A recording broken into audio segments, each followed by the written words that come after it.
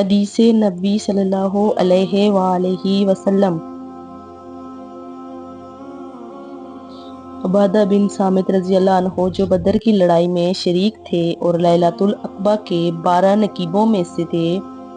فرماتے ہیں کہ رسول اللہ صلی اللہ علیہ وسلم نے اس وقت جب آپ کے گرد صحابہ کی ایک جماعت بیٹھی ہوئی تھی،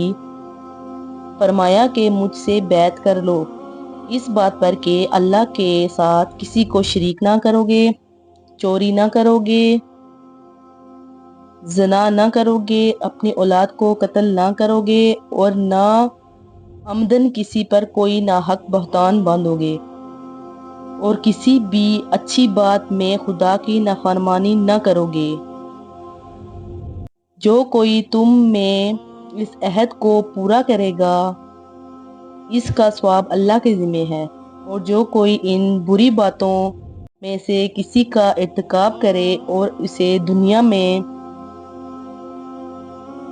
اسلامی قانون کے تحت سزا دی گئی تو یہ سزا اس کے گناہوں کے لیے بدلہ ہو جائے گی، اور جو کوئی ان میں سے کسی بات میں مبتلا ہو گیا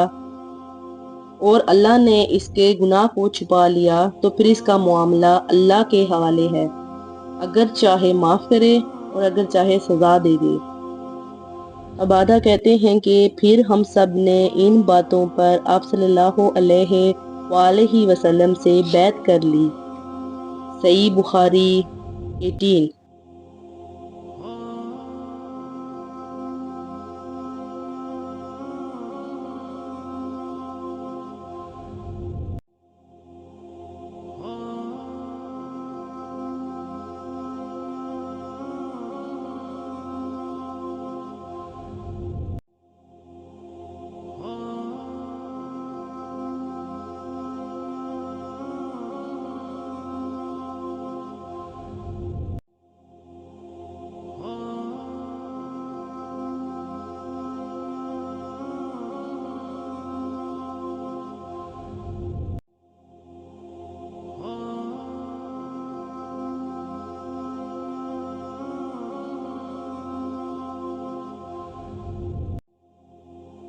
مسلمان وہ ہے جس کی زبان اور ہاتھ سے مسلمان بچے رہیں،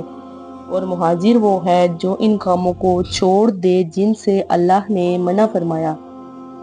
ابو عبداللہ امام بخاری نے فرمایا اور ابو معاویہ نے کہ ہم کو حدیث بیان کی داؤد بن ابی ہند نے، انہوں نے روایت کی عامر شبی سے، انہوں نے کہا کہ میں نے سنا عبداللہ بن عمرو بن عاص سے، وہ حدیث بیان کرتے ہیں کہ جناب نبی کریم صلی اللہ علیہ وسلم سے وہی مذکورہ حدیث، اور کہا کہ عبدالعالی نے روایت کیا داؤد سے، انہوں نے عامر سے، انہوں نے عبداللہ بن عمرو بن عاص سے، انہوں نے نبی کریم صلی اللہ علیہ وسلم سے۔ صحیح بخاری 10۔